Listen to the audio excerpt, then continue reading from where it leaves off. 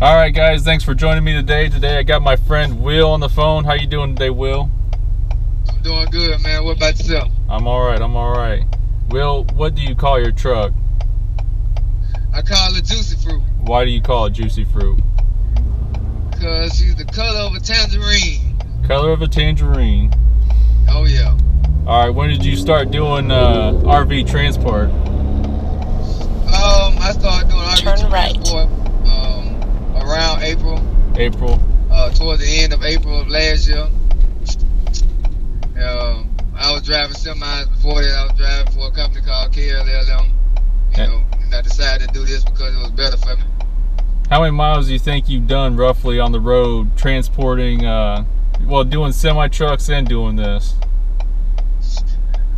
Semis and this, roughly around, if you add both together, I'd say around 600,000. Dang. 600,000 miles, something like that. Okay, I know you got some crazy stories. You mind sharing that one story you shared with me that one time where somebody slammed on their brakes right in front of you? Route. Oh yeah, I was actually in Dallas, Texas. That was when I was driving an 18-wheeler, and a guy got on the interstate, got on the on-ramp. I was doing about 72 miles an hour. Guy jumped in front of me and just slammed on brakes, came to a complete stop, trying to make me run into the back of him. The only thing that saved me from hitting him was the fact that a lot of these newer trucks, they're equipped with something that's called On Guard. And what On Guard does is basically, it's a sensor that sits in the front bumper of the truck, and it senses the distance of the vehicle in front of you, the speed it's going at, so forth and so on. But it also has the power to engage the brakes on the truck. So as the guy slammed on the brakes, before I could even touch the brake pedal, the truck had already started decreasing speed, came to a complete stop almost, and kept me from ramming the guy. And the guy ended up trying to get me to come off of the interstate or whatever like that. And then he tried to do it again, but I kept on going. It's one of those situations where you just got to be careful and always keep your eyes ahead of you, because nowadays when you're doing work for a commercial, or you're a commercial driver, a lot of people see a dollar sign, so they'll do whatever even if it means risking their own life, they'll risk their own life just to get a check. And crazy part with me is that it's not a guarantee that you will spend the check, because you might not be able, you might not be alive to get it. You know what I mean? Because had I hit the guy, and I was about 44,000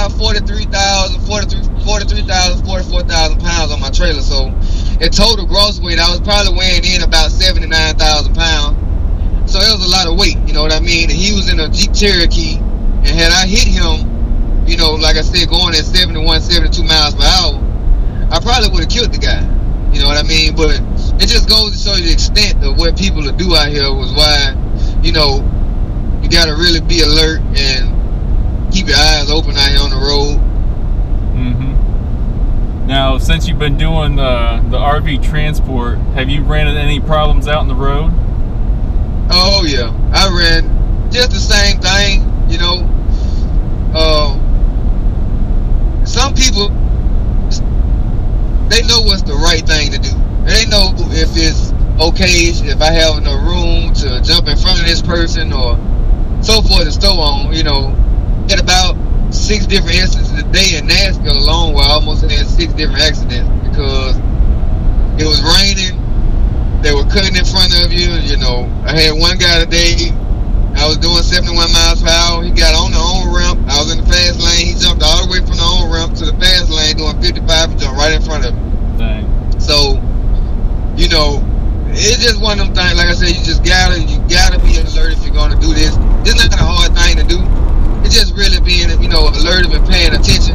About the same thing as how you were when you were in school, but it's kind of intensified by 10, because you're not driving for yourself, you're driving for everyone around you. And you can't just, it's some guys that can't drive, but majority of the people that drive these trucks, whether it's a dually or 18-wheeler, it's not always those guys. It's always what we call the four-wheeler. So, you know, it's always a different situation. You know what I mean? So you just got to be careful. Now, have you had any problems with your truck on the highway where you've been stranded anywhere or anything like that? Yeah, I've had, I think the most, I've had instances where, because I have a manual transmission, so I've had an instance where my throwout barrier, you know, went out, but I didn't get stranded with that. I think the only time that I've actually been stranded on the freeway is, when I've had blowouts. Okay.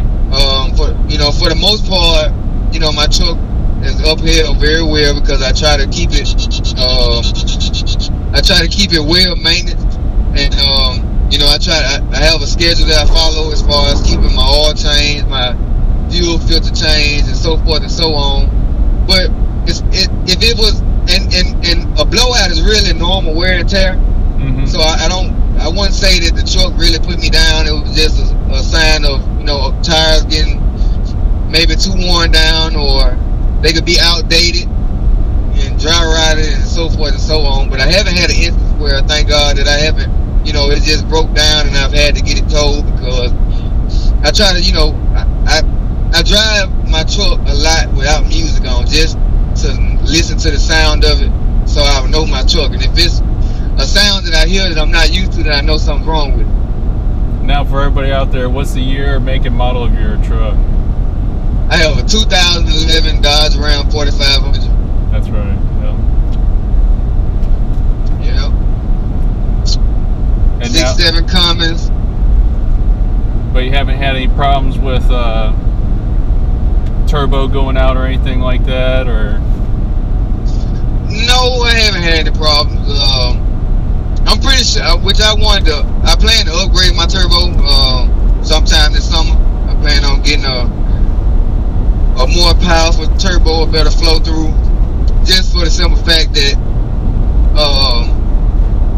it's kind of one, you know, like I said, it's one of those things, just like a car, you know, after so long, something's gonna go out. Right. You know, it's gonna have to be replaced. So I haven't had any problem with the turbo, and that's the main part, is because I believe I don't treat it as a race car. Right. You know, I use it as a work truck.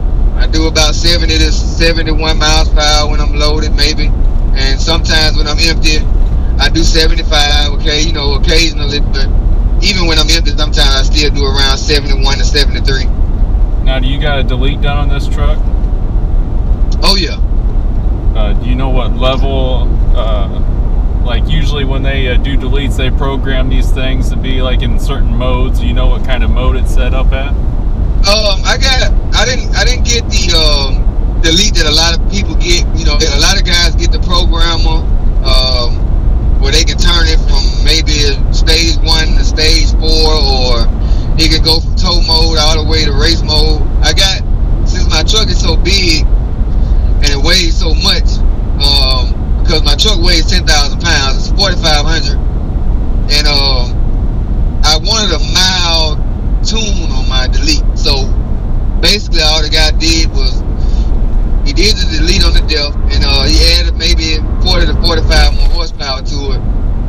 It's not a huge difference, but it made a big difference to me, because I could feel the power in it. It flows better. I could climb a hill better.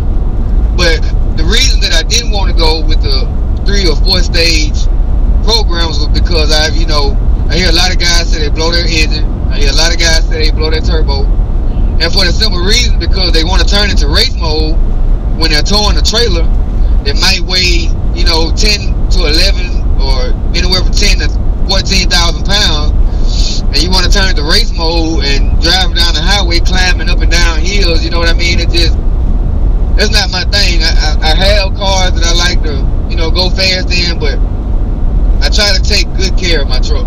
You know what I mean? So I got a real mild tune on my delete. It wasn't nothing, that was real outrageous. I don't even think I noticed a real big difference in my fuel mileage. Maybe 2 miles. Maybe I think I get probably about 2 more miles to the gallon.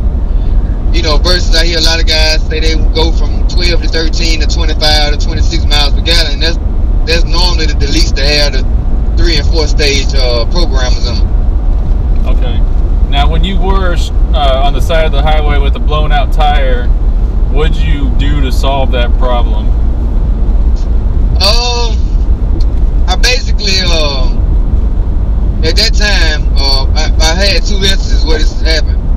I had one that happened earlier this year, and I had to call road breakdown. Well, not road breakdown. I'm still thinking about driving 18 wheelers, but I had to call like a TA or something out to come out and change the tire. And I got a used tire at the time, and I ended up paying $300 and some for a used tire. And when it was all said and done for them coming out to put the tire on and just for the tire itself, I ended up paying about $575. Wow. It only took the guy. It only took the guy maybe 5 or 6 minutes to change the tire. Wow. You know what I mean? And they basically charged me for like 2 hours. Mm-hmm. But at that time I was stranded and I had no other option. And the second instance I had when it happened, I was actually about an hour from my house. So I basically jacked the truck up, took the rim off, and I had my mom to come get me in the truck, and I took the rim and got a tire put on it, and then I took the tire, I took the rim and tire back and put it on the truck, and I got on up the road. And I also went and bought another brand new front tire because I didn't want to risk it happening again. Okay, now you told me before you had like some highway tires. You felt like it handles different from the all-terrains. Yeah, they handle different because the highway tires, the thread on the highway tires and the all-terrain tires are totally different. So the thing with the highway tires, they give you better fuel mileage. They also last longer, but you have to get used to the steering of the highway tires, because if you're going through a construction zone where they're redoing the road or expanding the highway, and they got those grooves in the road where they might zigzag over the road, the thing about the highway tires, if you're not paying attention, the highway tires will follow that line if you don't have a firm grip on the steering wheel. Okay. But as far as they're quieter than the all-terrains. They give a softer ride than the all-terrains. They give better, like I said, better gas mileage, and they also last longer than the all-terrain. Now I run highway tires on the front and I run all-terrain tires on the back because of the simple fact that a lot of places that, including the yard where I pick up from, it's a lot of mud. It's also in the wintertime, it's a lot of snow. So that way, at least I can get traction from the back, because my truck is 4-wheel drive. So if I can get at least a little traction from the back and a little traction in the front, I'll be good. And so far it's been so good. When I picked this load up, going to California last night, it was real muddy. It was the ground was real soft, but I came out of it without a problem. But I do recommend the guys run highway tires on the front, because of the simple fact that the all-terrain tires will wear down very fast on the front, because of the simple fact that you're turning, you're going around curves with them, and they're not really made for that, you know what I mean, unless you're just doing a lot of off-road driving, and 9 times out of 10 the guys that haul campers, they're doing more highway driving than off-road. So I would recommend anybody just get the highway tires in the front if you have 19.5s, and even if you don't have 19.5s, you can still do the same thing. If you're running 17-inch rims or whatever the case is, you can still do the same thing, because you can get highway tires for the front of your truck and all-terrain tires for your back. Okay. Now, doing RV transport, are you content doing what you're doing now, doing just the travel trailers, or do you have like an end goal that you want to reach? I'm good with what I'm doing now, but the thing I came in the RV business because I wanted to learn the business, because of the simple fact that I planned on going into business for myself, and I still plan on doing that to this day actually. And it was a different experience for me, because of the simple fact that what I was making driving 18-wheelers, it would take me 7 days, being away from home for 7 days. I can make way more than that. I can actually make the money that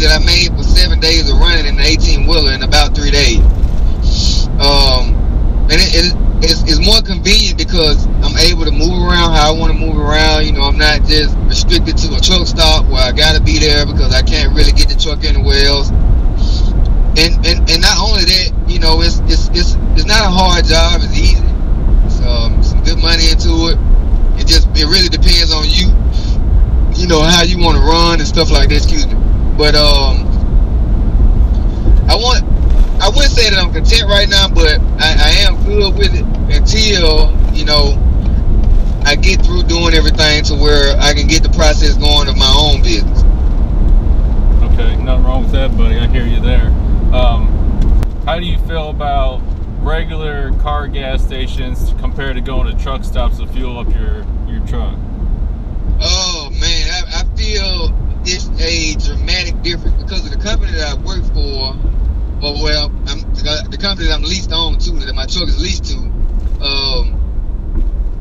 they don't provide a fuel discount. So 9 times out of 10, the truck stops have the highest fuel because of the simple fact that they know that the guys in 18-wheelers cannot go anywhere else. There's not too many places that they can go and get fuel and be able to fit their 53-foot trailer in. You know what I mean? So, I feel like the truck stops are really overrated. For all the money that the truck drivers spending now, you know, I really feel like it's overrated, and it's you know, I'm trying to find a word I'm looking for besides being overrated. Basically, they're cheating a lot of people out of a lot of money. Yeah. You know what I mean? I use a fuel additive made by Lucas that's an anti-gel, and I usually get it out of Walmart. In Walmart, it's about $11. Mm-hmm. Gives you better fuel mileage. It cleans your injectors. It keeps your fuel from gelling if you're in cold temperatures.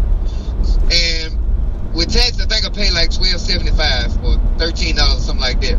Well, in a truck stop, that same bottle, the same size, is $59.99. So with tax, you're looking at about a $60 or $70 difference.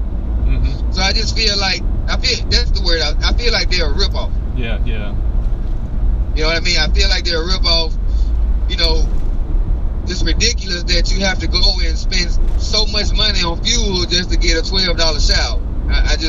It's just everything in a truck stop is expensive. You know what I mean? And I don't see how that is okay. You know, knowing that a lot of guys are away from home.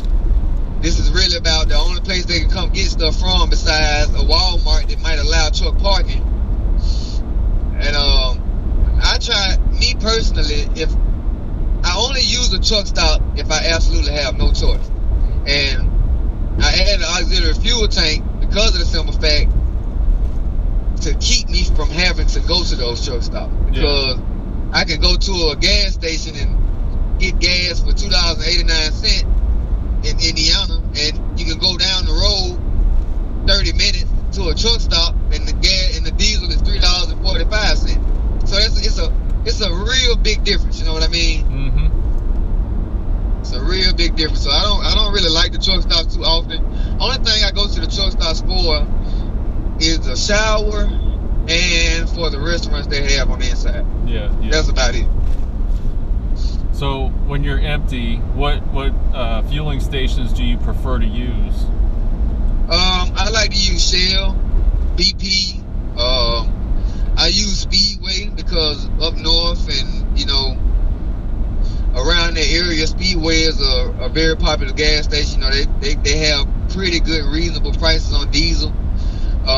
You wanna, if you're empty, you know, because the main thing is what I had learned also, because I got a buddy that he hauls fuel. That's what he does for a living, and he told me that the truck stops, they use a bad grade of diesel. It's good for the semis, but as far as he was like, you know, he told me that don't put that stuff in your dually because it is dirty, you know, it's nasty stuff. He said the best place to get diesel from that I would recommend you is from a gas station, Shell, BP, stuff like that. So I try to use, you know, things of that nature. And also, a lot of guys don't even know that Murphy USA has some good gas. Murphy USA has some great gas prices. They're about the cheapest you're going to find. Because they're always about 10, 15, sometimes 20 cents cheaper than, you know, your average gas station. Now, being on the road, you're really limited to what you can eat. What's your favorite go-to meal on the road? Oh, honestly, none of it. I mean, I've been driving so long to the point that everything on the road, it kind of annoys me. But at the end of the day, I have to eat something. I can't just not eat. You know what I mean? I would prefer a home cooked meal every day. Yeah. Because, you know, we're only subject to eat the same thing every day. It's either Burger King or Subway or Taco Bell or Popeye's chicken, maybe McDonald's. You know, you get tired of eating fast food all the time, and of course we all know it's not good for you. You know what I mean? Just to eat that stuff all the time, but you kind of, like you said, you're limited on what you can get. So if I would say a favorite thing, I can't really name a favorite thing because I don't have one. I just eat stuff that I can get to, so I won't be hungry and, you know, having hunger pains and so forth and so on. But I don't really have a favorite food on the road unless I'm in my favorite place in Dallas, Texas. And when it's in McKinney, Texas, I take that back. It's a place called Joe Willis. They make one of the best hamburgers I've ever had. That's about the best place that would be my favorite place. Every time I'm in Fort Worth, I have to go through there. Even if I'm 30 miles away, I have to stop through there. So, yeah, I don't really have a favorite, man, but I kind of miss the 18-wheeler sometimes because of the simple fact I used to have a George Foreman grill, or I had an aisle in there. I also had a microwave, so I would cook all the time, you know what I mean? And sometimes I would cook enough food to last me a couple days, you know what I mean? But, you know, being in a dually, you're limited to space. You don't want to really, I'm not, me personally, I'm kind of a neat freak, so I don't like a ramshack truck where, you know, I can barely move around in. I just hate that. I'm a kind of tall guy. I know you're tall as well, you know, so we need all the space we can have, and you can't really move around too much if you got a microwave, all this old extra stuff in your truck. It seems like it's cluttered to me. So that's what I miss about the 18-wheeler. I was able to cook on the regular, so I didn't have to eat that fast food. Okay. So how's sleep compared to being in your Dodge compared to being in the semi? Awful. Awful? Yes.